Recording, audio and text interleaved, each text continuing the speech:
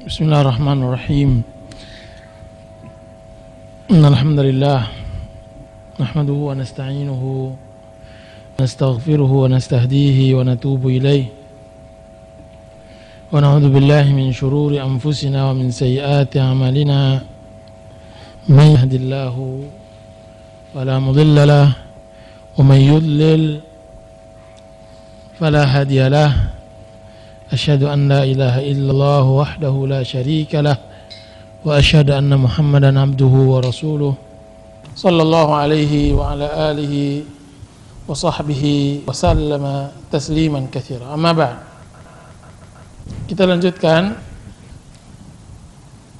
hadis tentang berlemah lembut kepada anak yatim, orang-orang lemah, dan berbuat baik kepada mereka.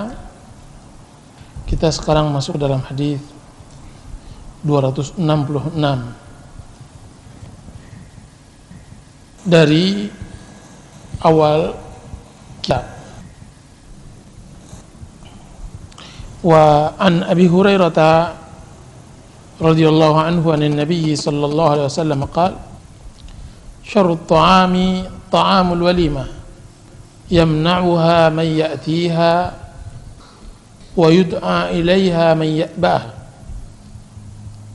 wa man lam yujib ad-da'wah faqad 'asa Allah wa rasulahu. Rawahu Muslim. Fi riwayatin fi as-sahihain an Abi Hurairah radhiyallahu anhu min qawlihi bi'sa at-ta'amu ta'amul walimah yud'a ilaiha al-aghniya wa yutrakul fuqara. Dari Abu Hurairah radhiyallahu anhu, juga dari Nabi sallallahu alaihi wasallam, beliau bersabda, seburuk-buruk makanan adalah makanan walimahan, di mana orang-orang yang membutuhkan justru tidak diundang, sedangkan orang-orang yang tidak membutuhkan justru diundang. Barang siapa yang tidak memenuhi undangan, berarti dia telah mendurhakai Allah dan Rasulnya. Hadis riwayat Muslim.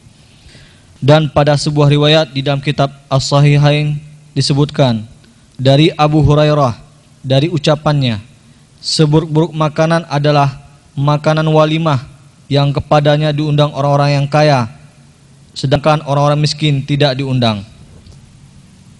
Hadis ini, hadis Abu Hurairah radhiyallahu anhu, menerangkan tentang perihal undangan terhadap walimah.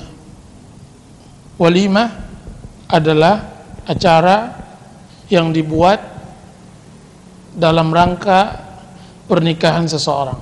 Walimah dalam rangka pernikahan seorang. Di dalam Islam, acara-acara makan, acara-acara undangan, itu ada yang dibolehkan dan ada yang tidak diperbolehkan. Dan kebanyakan acara-acara yang dibuat yang biasanya mengundang kaum muslimin, banyaknya menyelisihi sunnah Rasulullah SAW, dan kebanyakannya jatuh kepada bid'ah. Di antara acara-acara undangan makan tersebut adalah undangan makan di dalam hari ta'ziyah, dalam rangka kematian seseorang. Dan acara ini bid'ah, tidak ada anjurannya dari Rasulullah SAW, bahkan dia haram karena tidak ada contoh dari Rasulullah SAW. Seorang muslim hendaknya di dalam masalah acara-acara makan dan minum ini harus mencari mana yang dibenarkan oleh syariat dan mana yang tidak dibenarkan. Di antara acara makan yang sangat dianjurkan adalah acara makan di dalam resepsi pernikahan. Itu yang disebut walimah. Di antara juga acara makan yang dianjurkan adalah akikah. Ketika seseorang mendapatkan kebahagiaan dengan diberi rezeki seorang anak, akikah. Di antara juga acara yang juga dianjurkan di dalam Islam adalah memberi buka orang-orang yang berpuasa, iftarus shaimin, memberi buka orang-orang yang berpuasa. Di antara juga undangan makan yang diperbolehkan adalah mengundang tamu untuk datang ke rumahnya untuk makan secara umum, tidak terikat dengan waktu dan ketentuan dan semacamnya. Rasulullah SAW mengatakan dalam hadis ini, syarrut ta'ami ta'amul walimah, seburuk-buruk makanan adalah makanan walimah, yang sifatnya melarang yang dia tidak suka dan mengundang orang yang dia suka, adalah acara pernikahan yang seburuk-buruknya. Dengan yaitu hanya mengkhususkan orang-orang kaya agar datang, agar bisa menghisap uangnya lebih banyak dan biar pulang pokok dari biaya pernikahan tersebut, biar banyak pemberian orang kepadanya. Kan tapi jika seandainya diundang si fakir yang miskin, nanti dia hanya memberi 1.000 atau 2.000, bahkan tidak memberi sama sekali. Makanya dikhususkan orang kaya dan tidak diundang orang miskin adalah tabiat yang diharamkan oleh syariat. Bahkan acara yang dibangun, walimahan yang dibangun di atas pedoman seperti itu, yang dia dapatkan bukan keberkahan, akan tetapi di awal kali dia membangun rumah tangganya dia sudah mendapatkan kemurkaan Allah Subhanahu wa taala, dia sudah mendapatkan kerugian, dan acara yang dianggap oleh Allah Subhanahu wa taala tersebut adalah seburuk-buruk acara, syarrul walimah.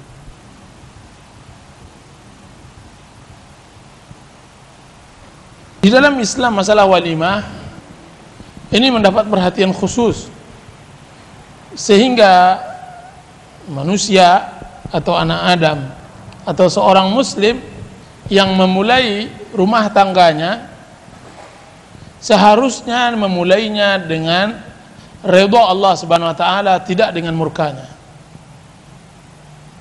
Dan banyak hal-hal yang mana kaum muslimin memulai dia membangun rumah tangganya dengan mendatangkan kemurkaan Allah Subhanahu wa taala dan mendatangkan kemaksiatan kepada Allah Subhanahu wa taala. Awal kali dia ingin membangun rumah tangganya, dia perbuat maksiat kepada Allah Subhanahu wa taala. Bagaimana dia akan mendapatkan berkah? Bagaimana dia akan mendapatkan anak yang saleh? Bagaimana dia akan mendapatkan kehidupan yang bahagia? Bagaimana dia bisa menciptakan apa yang diinginkan oleh Rasulullah SAW, apa yang digambarkan oleh Rasulullah, baiti jannati, rumahku adalah surgaku. Kenapa? Karena dia membangun rumah tangganya dengan maksiat kepada Allah Subhanahu wa taala. Di antara walimahan yang di dalamnya maksiat adalah mengadakan musik dan nyanyian, menyewa organ tunggal dan semisalnya di dalam acara walimahan yang seharusnya ditegakkan di sana nama Allah Subhanahu wa taala.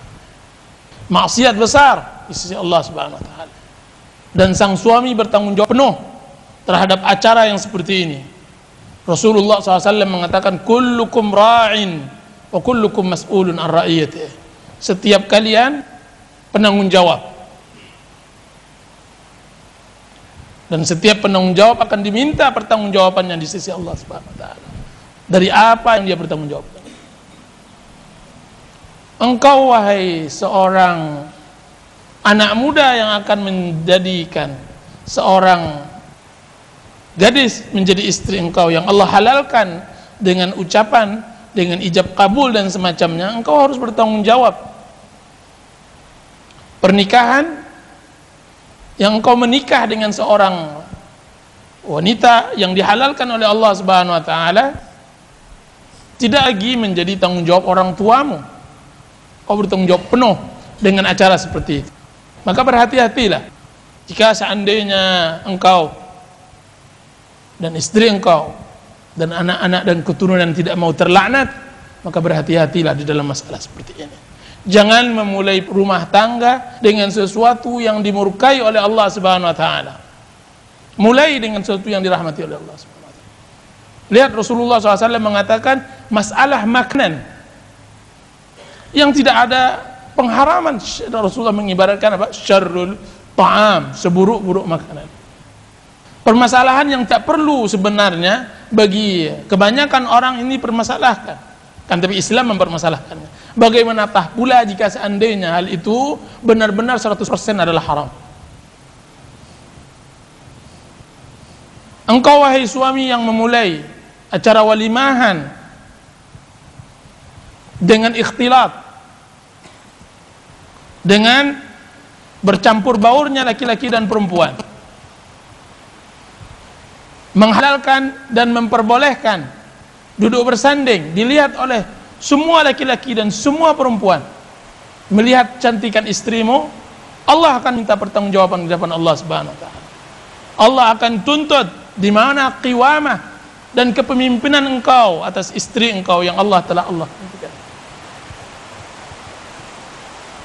Engkau wahai seorang suami yang Allah Subhanahu wa taala telah halalkan seorang wanita kepada engkau, engkau harus bertanggung jawab atas walimahan yang di dalamnya bercampur adat, yang di dalamnya ada syirik dan bid'ah. Di dalamnya ada acara syirik dan bid'ah, dan Allah Subhanahu wa taala akan mempertanyakan engkau tentang hal itu. Maka sebelum seorang laki-laki menginjak pernikahan, dia harus mengetahui hukum-hukum yang berkaitan tentang walimahan. Tentang walimahan dia harus mengetahui. Di antara adab walimahan, hal yang seperti ini adalah bagi orang laki-laki diwajibkan mengadakan walimah. Walimah hukumnya wajib bagi laki-laki. Rasulullah SAW mengatakan, "Aulim walau bisya." Dirikanlah walimah sekalipun hanya menyembelih satu ekor kambing. Bahkan Rasulullah SAW membenarkan seseorang walimah tanpa ada daging. Antum sudah dengar seseorang walimah dengan lontong? Kita pernah dengar. Diperbolehkan. Dan juga dianjurkan bagi orang-orang yang mempunyai kelapangan dalam rezeki untuk membantu orang-orang yang berwalimahan seperti ini. Sebagaimana yang dilakukan oleh para sahabat kepada Rasulullah SAW ketika beliau hendak menikah dengan Sofiyah. Di dalam walimahan hendaklah disunnahkan bahwa walimah setelah 3 hari akad. Jadi akad dahulu, 3 hari setelah itu walimah.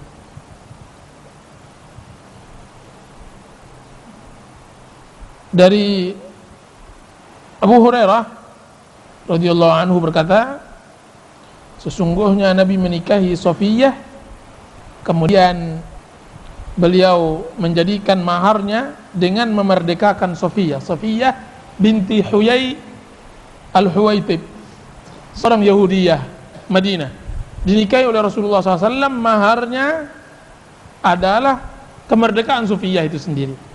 Maka Rasulullah SAW menjadikan walimahan dengan Sofiyah 3 hari setelah beliau menikah. Dianjurkan di sana. Dianjurkan bagi walimahan untuk, bahkan dia menjadi rukun, adanya mahar.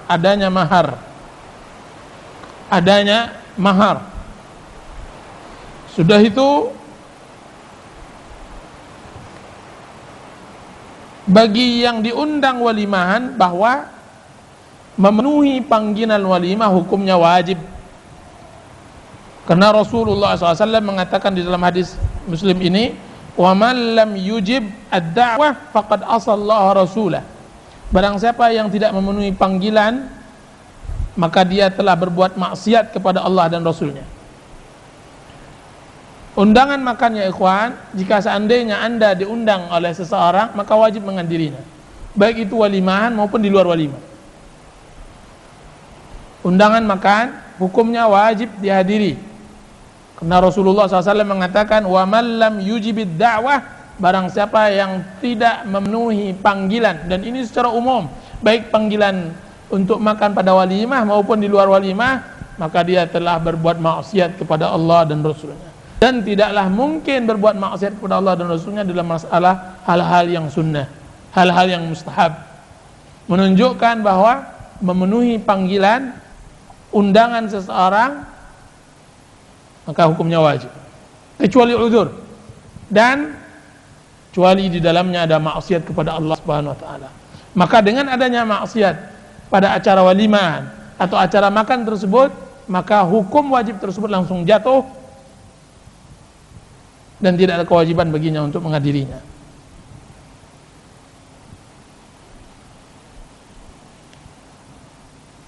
Walimahan yang termegah di dunia adalah walimahan ketika Umar bin Abdul Aziz rahimahullah ta'ala, Khalifah Ar-Rashid, menikah dengan Fatimah binti Abdul Malik. Fatimah binti Abdul Malik, pernikahan yang berkah, pernikahan yang belum ada contohnya di zaman tersebut. Fatimah binti Abdul Malik, ayahnya khalifah, 4 saudaranya khalifah, 4 saudaranya khalifah: Sulaiman bin Abdul Malik, Walid bin Abdul Malik, Hisham bin Abdul Malik, Yazid bin Abdul Malik. Ayahnya Abdul Malik bin Marwan khalifah, suaminya Umar bin Abdul Aziz khalifah. 6 khalifah orang-orang seputarnya. Ketika dia menikah, dibawa permata-permata yang tidak ada tandingannya ke rumah suaminya Umar bin Abdul Aziz tatkala itu beliau gubernur di Madinah, dan dibawa juga kurtai Maria. Kurtai Maria,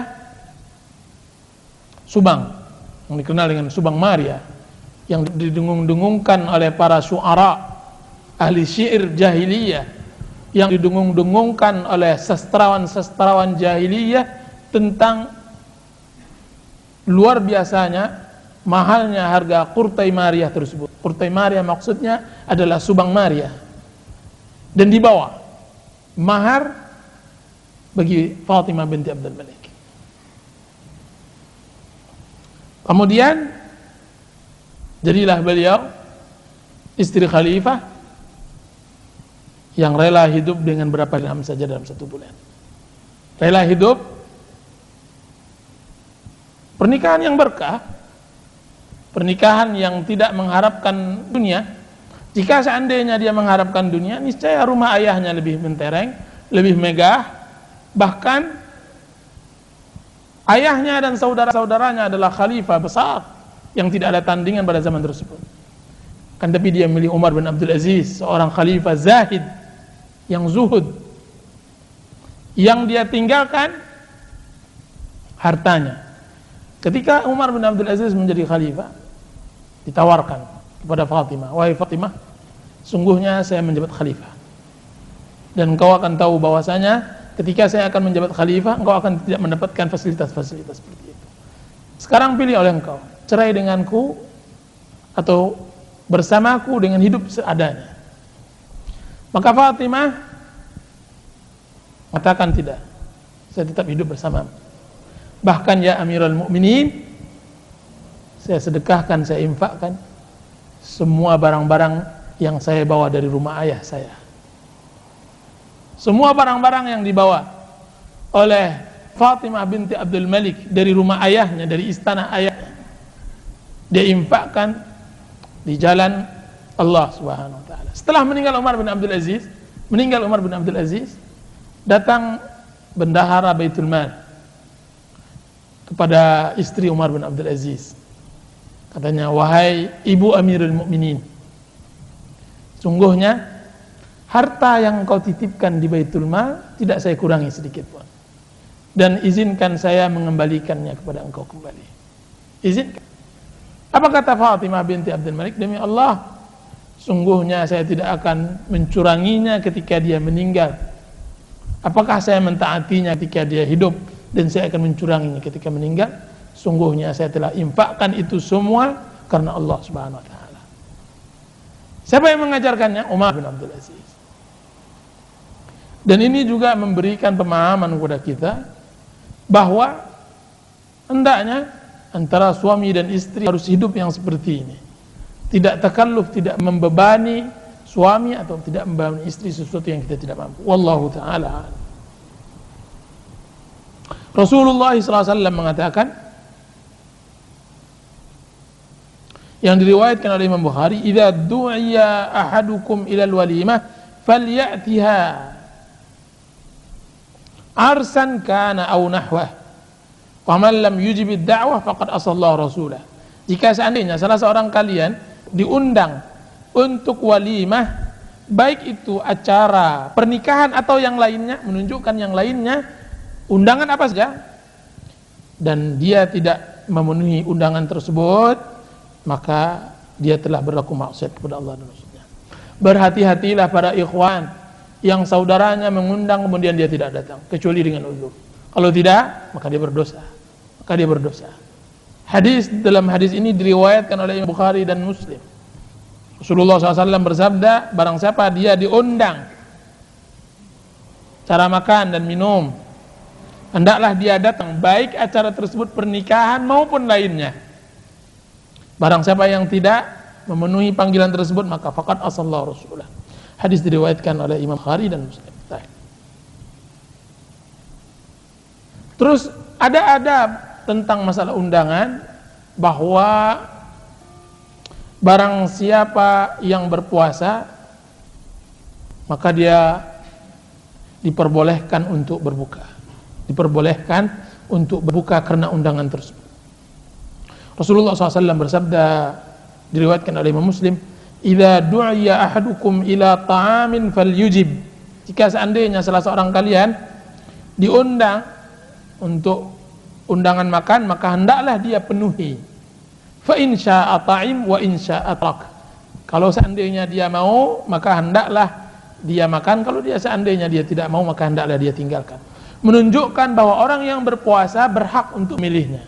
Rasulullah SAW juga bersabda dalam hadis yang diriwayatkan oleh Imam Nasa'i dan Hakim dan Baihaqi dengan sanad sahih, disahihkan oleh Syekh Al-Albani rahimahullah, "As-shaimul mutatawwi' amiru nafsih." Orang yang berpuasa sunnah, dia yang memutuskan apakah dia melanjutkan puasanya atau tidak di dalam undangan tersebut. Baik. Masuk kita hadis berikutnya.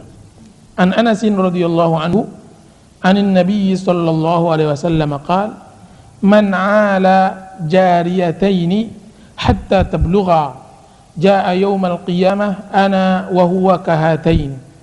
وضم أصابعه رواه مسلم.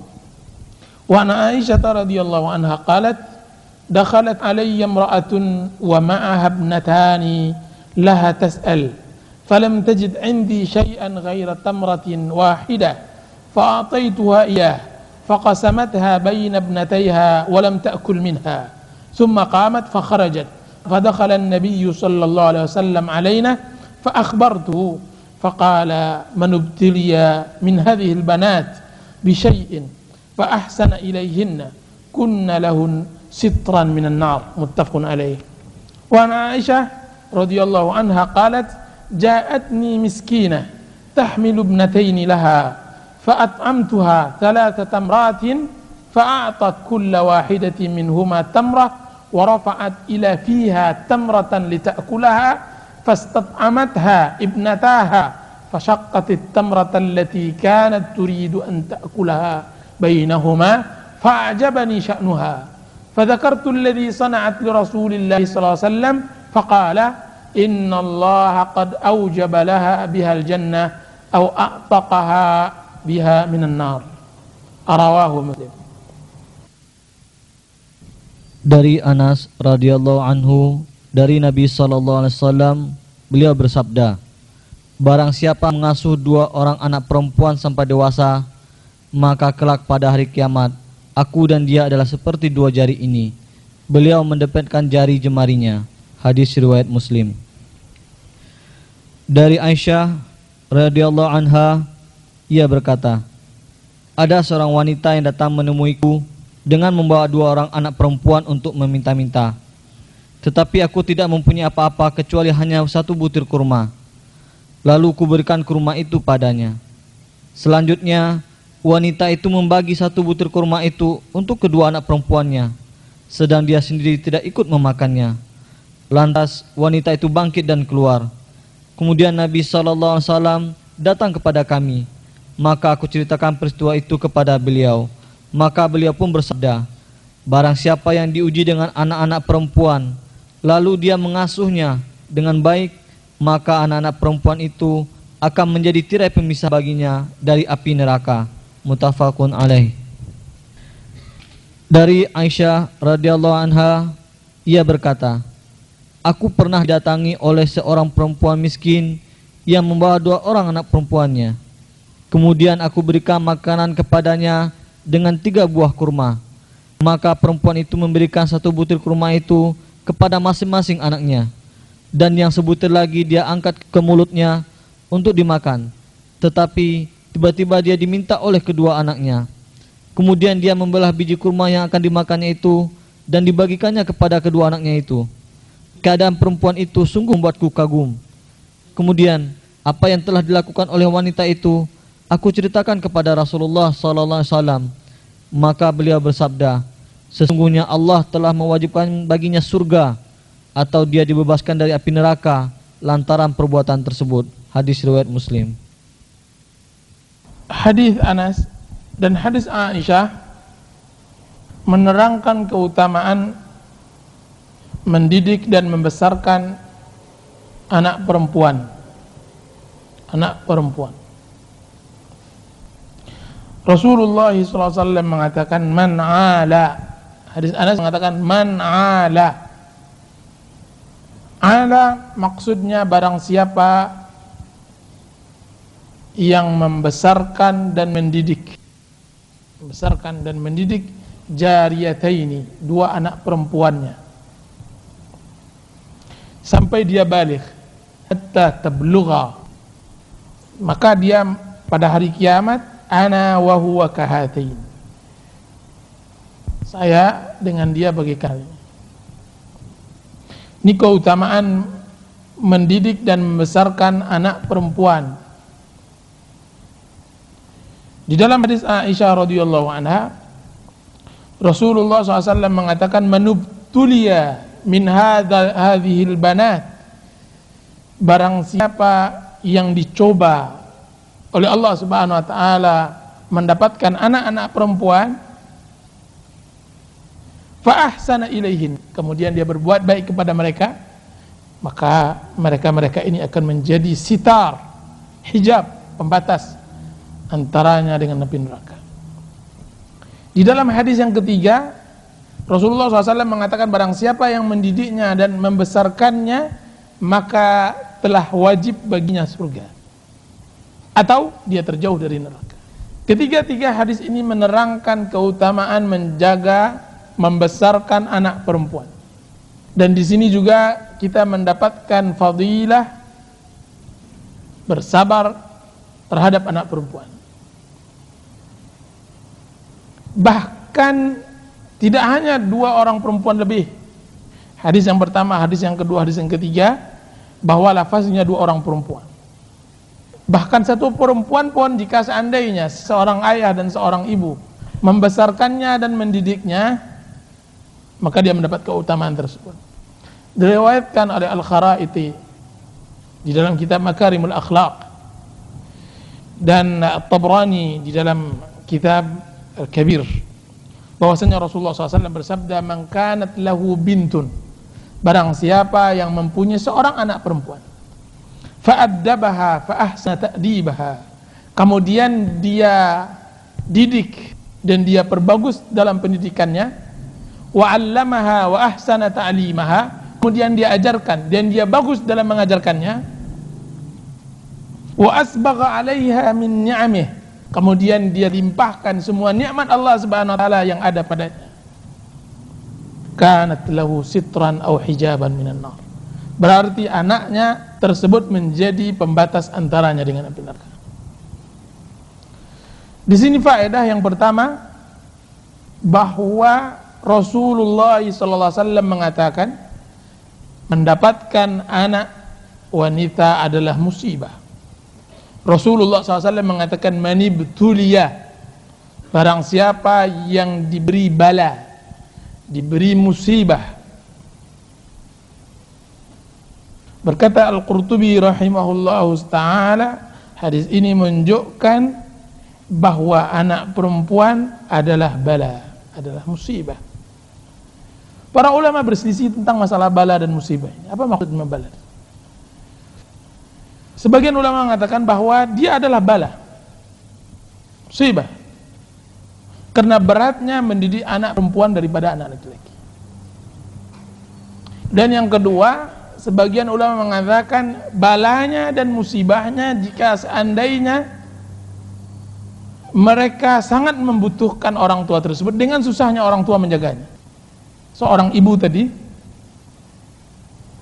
yang ditinggalkan oleh suaminya menjadi seorang janda, dia meninggalkan 2 orang anak perempuan. Apa begitu susahnya sehingga menjadi cobaan dan musibah baginya. Dan yang ketiga, ada yang mengatakan bahwa bala di sini adalah umum sifatnya, semuanya. Tapi bagaimanapun perselisihan para ulama, bahwa Ibnu Battal dan Imam Nawawi rahimahullah ta'ala mengatakan bahwa pada dasarnya orang-orang Arab menilai bahwa anak laki-laki adalah keutamaan dan anak-anak perempuan adalah hinaan. Makanya mereka mempunyai kebiasaan yaitu menguburkan anak perempuan hidup-hidup. Tahukah antum kenapa mereka menguburkan anak perempuan mereka hidup-hidup? Karena mereka takutnya mereka menjaga anak ketika sudah besar. Bukan takut karena tidak makan. Kebanyakan orang Quraisy mengubur anak-anaknya karena takut celaan. Anaknya berzina atau dizinai atau diperkosa dan semacamnya. Maka daripada diperkosa, daripada berzina, maka dia bunuh. Karena dia tidak mau mencoreng aib keluarga. Dan hal itu paling sulit pada zaman sekarang. Tidak dipilah-pilah. Anak buya, anak kiai, anak orang awam, dan semacam. Semuanya mendidik anak perempuan sangat sulit. Sangat sulit. Menjaga kehormatan anak bagi seorang ayah sampai menyerahkannya kepada suaminya tanpa disentuh oleh laki-laki lain bukan hal yang mudah. Dan itu adalah bentuk pengajaran seorang tua kepada anaknya. Ta'dib, ta'lim, ajarkan. Karena membesarkan anak 2 syarat. Rasulullah SAW, kita mendapatkan keutamaan surga bersama Rasulullah. Rasulullah mengatakan barang siapa yang menjaga anaknya, 2 orang anaknya, dia bagaikan dengan saya seperti ini, 3 syaratnya. Rasulullah SAW mengatakan bahwa orang yang menjaga anaknya mendapatkan surga, telah wajib baginya surga, syaratnya 3. Yang pertama, dia besarkan dia dengan rezeki yang Allah telah berikan kepadanya. Makanya Rasulullah SAW mengatakan fa'ahsana ilaihinna, dia berbuat baik kepada anak tersebut. Di dalam lafaz lain disebutkan wa asbagha alaihi ni'amah, dia limpahkan nikmat Allah Subhanahu wa taala yang ada padanya. Para ulama berselisih apakah berbuat baik seorang ayah kepada anaknya tersebut adalah hanya sebatas yang wajib atau yang sunnah. Maksudnya kewajiban seorang ayah adalah memberi makan, memberi tempat tinggal, dan memberi pakaian. Apakah seorang ayah jika seandainya hanya memberikan yang wajib ini dia telah berbuat baik? Yang zahir tidak. Dia harus berikan lebih kepada anak perempuan. Maksudnya yaitu tidak menyelisih syariat. Tidak menyelisih syariat, memberikan lebih yaitu dengan tidak menyelisih syariat sebagaimana yang dikatakan oleh Imam Nawawi rahimahullah atau dalam kitab Syekh Mubarak fi dalam Tuhfatul Ahwadhi. Dan yang kedua, syarat yang kedua, berbuat baik untuk mendapatkan keutamaan mendidik anak perempuan yaitu mendidiknya dengan pendidikan agama. Dan ini yang sulit. Seorang ayah secara fitrah membesarkan anaknya dengan gizi, dengan makanan yang baik, akan tapi dalam pendidikan agamanya Tidak semua orang yang bisa. Pendidikan agamanya tidak semua orang bisa. Dan berapa banyak pula orang-orang yang orang tuanya semangat mendidikan anaknya ke sekolah agama, anaknya sendiri tidak mau. Kan tapi jika seandainya hal itu dia telah lakukan, berarti telah lepas kewajibannya. Akan tetapi dia mungkin gagal untuk mendapatkan keutamaan ini. Karena syarat ketiga adalah sampai dia balik, sampai dia menikah, sampai dia balik. Harus bersabar, harus terus menerus. Maka wahai para ayah yang mempunyai anak perempuan, perhatikan dua hal. Pertama, jangan bakhil. Dan dia sebenarnya tidak bakhil, tidak ada seorang ayah bakhil kepada anaknya. Makanya Rasulullah SAW mengatakan, innal aulada mabkhala. Sungguhnya anak itu penyebab bakhil. Seseorang menyimpan hartanya, takut kehabisan bukan karena dirinya. Kebanyakannya menyimpan harta tersebut karena takut akan anaknya fakir. Secara fitrah, seseorang menyimpan hartanya untuk anaknya. Akan tapi yang jelas Rasulullah SAW mengatakan terkhusus kepada anak perempuan adalah apa? Berikan kepada mereka kelimpahan harta. Kalau seandainya memang kita dalam kelapangan, asbagha alaihnya, berikannya kepada dia. Yang berikutnya didik. Pendidikan yang berhasil adalah pendidikan yang dibuat oleh Sa'id bin Musayyab bin Mas'ud terhadap anak. Adalah Sa'id bin Musayyab mempunyai seorang anak gadis cantik jelita. Begitu cantiknya, Abdul Malik bin Marwan hendak melamar anaknya tersebut untuk anaknya. Khalifah datang ke Sa'id bin Musayyab agar dia memberikan anaknya untuk dinikahkan oleh anak Abdul Malik bin Marwan. Dinikah. Sa'id bin Musayyab tidak mau nikahkan. Tidak mau nikahkan. Tidak. Akhirnya dia disiksa karena itu. Dan beliau dipenjara. Apa yang terjadi? Yang dilakukan oleh Sa'id bin Musayyab setelah lepas dari fitnah tersebut, di majelisnya yang hadir, di majelis Sa'id bin Musayyab imam besar di Basra. Sa'id bin Musayyab imam besar di Basra. Ribuan orang, banyak, ribuan. Dari orang-orang yang berpeci panjang, taylasan. Biasanya yang berpeci panjang, kalaman ilmu seseorang duduk di majelis itu diketahui dari kopiahnya. Kalau seandainya pikirnya panjang berarti dia sudah syekh besar. Tapi duduk karena dia imam besar, Sayyidut Tabi'in.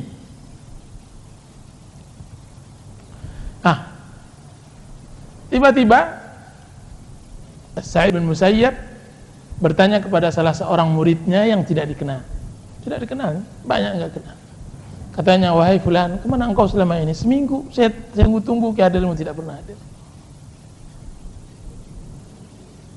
Maka muridnya tersebut mengatakan, wahai guru, sungguhnya seminggu yang lalu saya ditinggalkan oleh istri saya yang meninggal. Istri saya meninggal. Kemudian saya sibuk dengannya. Apa kata Sa'id bin Musayyab, maukah engkau menikah dengan anakku? Anak yang rencananya dilamar oleh anak khalifah diberikan kepada duda. Tidak jelas apakah laki-laki tersebut berbinar-binar wajahnya atau memerah wajahnya karena malu atau karena senang. Wallahu ta'ala, tidak ada riwayat yang menyebutkannya. Kan tapi dia mengatakan, wahai guru, apakah tidak salah ucap? Sebenarnya saya laki-laki yang tidak memiliki apa-apa. Apa kata Sa'id? Benar. Maka lihatlah semua murid-muridku bahwasanya dia telah saya nikahkan. Langsung terjadi pernikahan.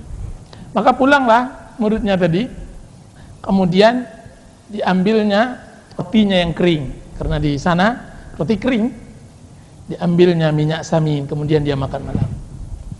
Tiba-tiba datang terdengar suara di luar, Assalamualaikum. Kemudian dijawab, Waalaikumsalam. Siapa?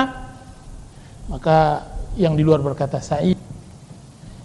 Maka dia mengatakan, Sa'id, saya tidak mengenal Sa'id kecuali guru saya. Karena memang Sa'id bin Musayyab selama 40 tahun tidak pernah kecuali hanya rumah dan masjidnya. 40 tahun. Sa'id bin Musayyab 40 tahun hanya berputar-putar antara rumah dengan masjid. Dan dia yang mengatakan 40 tahun dia tidak pernah melihat tengkuk-tengkuk makmum. Kenapa? Di saf pertama. Dia bukan imam. Dia di saf pertama. 40 tahun. Langkah sabarnya. Hari itu adalah hari yang pertama kali dia keluar dari rumahnya di luar menuju masjid. Ketika dibukanya oleh muridnya tadi, saya lihat di hadapan saya seorang gadis yang wajahnya bagaikan kepingan bulan purnama. Allahu Akbar. Kepingan bulan purnama. Maka didorongnya oleh Sa'id, gadis tersebut, dia mengatakan, ambillah istrimu. Sesungguhnya saya tidak menyukai seorang laki-laki pada malam hari ini tidak beristri. Bayangkan, yang bujangan. Saya tidak menyukai laki-laki malam hari tidak punya istri. Ambillah istri. Dia langsung menepi kemejanya, kemudian dia tutup rotinya. Fakir, roti kering yang dia punya. Kemudian Sa'id pun pulang. Subuhnya di malam pengantin tersebut, subuhnya seorang murid pun siap-siap untuk pergi ke masjid belajar dengan Imam Sa'id bin Musayyab, imam besar. Apa kata istrinya yang tadi malam diantarkan kepadanya? Kemana engkau pergi? Wahai Aba Fulan, kemana engkau berangkat? Katanya, saya berangkat ke majlis Sa'id. Saya berangkat ke majlis Sa'id. Apa kata istrinya sambil memegang tangannya? Duduklah, saya ajarkan engkau ilmu Sa'id.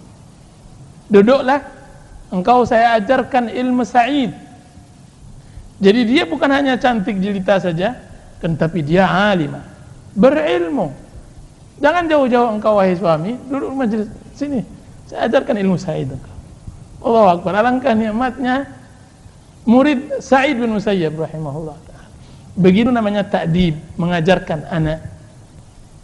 Bahwa mengajarkan bukan menyekolahkannya ke sekolah yang tinggi-tinggi sehingga dia bergelar dokter, profesor atau semacamnya. Kan tapi yang dimaksudkan oleh Allah Subhanahu wa taala adalah ilmu yang menyelamatkan di dunia dan di akhirat. Dan Allah Subhanahu wa taala akan meminta pertanggungjawabannya di setiap kita. Allah akan memintakan pertanggungjawabannya di setiap kita nantinya. Anak. Makanya Allah Subhanahu wa taala menyebutkan bahwa anak adalah fitnah. Innama amwalukum wa auladukum fitnah. Dalam ayat lain dikatakan innama auladukum wa amwalukum fitnah. Harta dan anak kalian adalah fitnah. Coba